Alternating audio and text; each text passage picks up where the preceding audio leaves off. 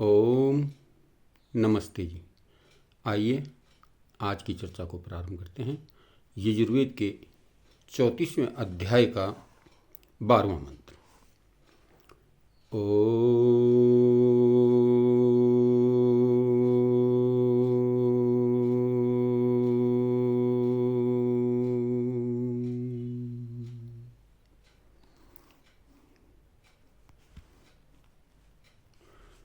तमग्नि प्रथमो अंगिरा ऋषिर्देवो देवानामभव शिष्यः सखा तव वर्ते कवयो विद्यनापसु जायन्त मरुतो भ्राज्यदृष्टयः।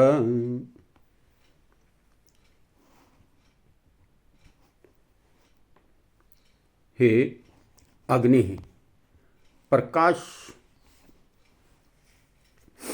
स्वप्रकाश जगदीश्वर, तुम आप प्रथम सबसे प्रथम प्रख्यात अंगिरह जीवात्माओं को सुख देने वाले, ऋषि ज्ञानी, देवानाम विद्वानों में देव, देवः उत्तम गुण कर्म स्वभाव युक्त, शिवः कल्याणकारी, सखा मित्र, अभवः हैं।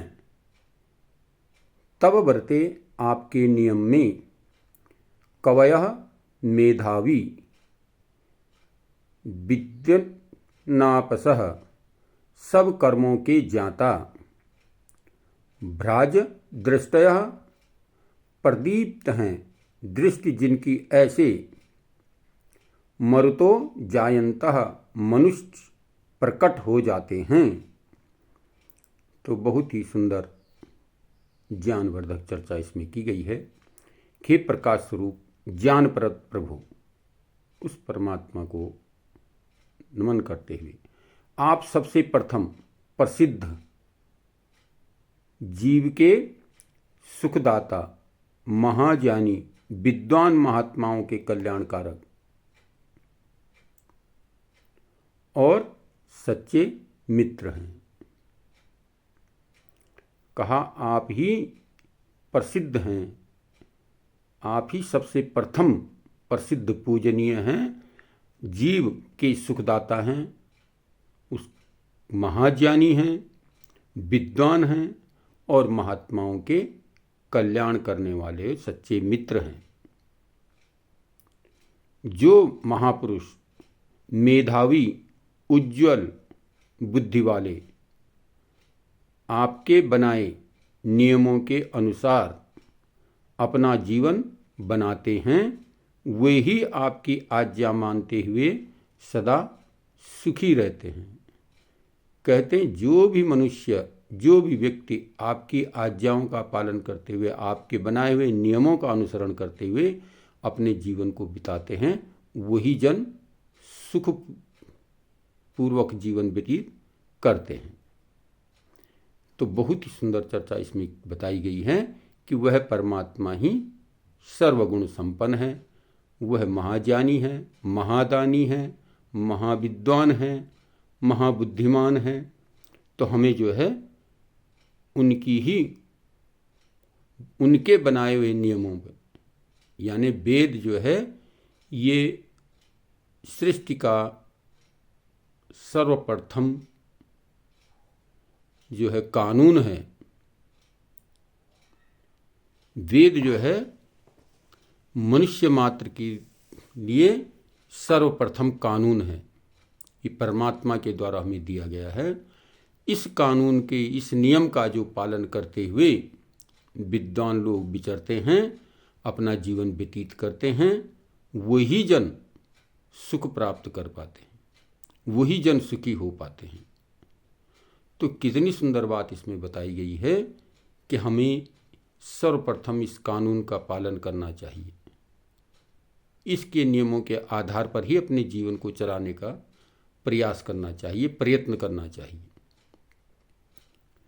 क्योंकि वेद मनुष्य मात्र के लिए संसार के उपभोग करने की सामग्री के लिए ये सर्वप्रथम जो है कानून बनाया है उस परमपिता परमात्मा ने, और ये हमें ऋषियों के माध्यम से प्राप्त हुआ, 4 ऋषियों के माध्यम से।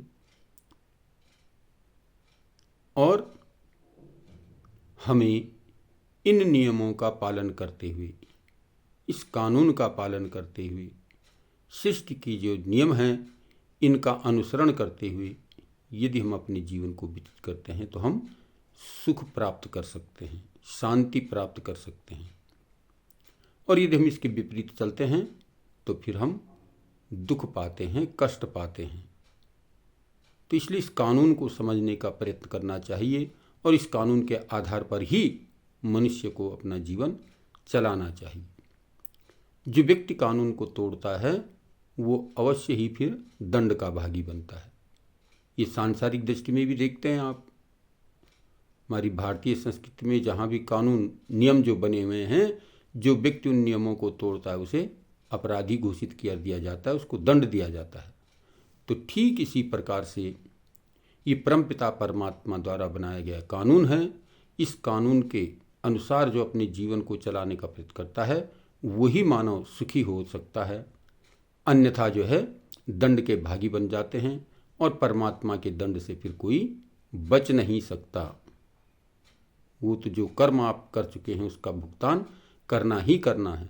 तो इसलिए ये वेद मंत्र हमें निर्देशित कर रहा है, आदेशित कर रहा है कि हमें उस परमपिता परमात्मा के बनाए नियमों का पालन करना चाहिए, उसके अनुसार ही अपने जीवन को चलाना चाहिए यदि हम सुख प्राप्त करना चाहते हैं तो। और यदि दुख प्राप्त करना चाहते हैं तो फिर आप कुछ भी कीजिए, लेकिन यदि सुखी जीवन व्यतीत करना चाहते हैं, और ये प्रत्येक व्यक्ति का स्वाभाविक धर्म है कि हर व्यक्ति जो है, हर मानव, हर प्राणी जो है सुख प्राप्त करना चाहता है, तो इसलिए सुख प्राप्त करना चाहते हैं तो वेदों के अनुसार चले, वेदानुकूल अपने जीवन को चलाने का प्रयत्न करें। ये मंत्र हमें निर्देशित कर रहा है कि हम परमात्मा के बनाए नियम और कानूनों का पालन करते हुए अपने जीवन को आगे बढ़ाएं, तो जीवन सफल और सार्थक हो जाएगा। आइए आज की चर्चा को यहीं पर विरमित करते हैं। ओम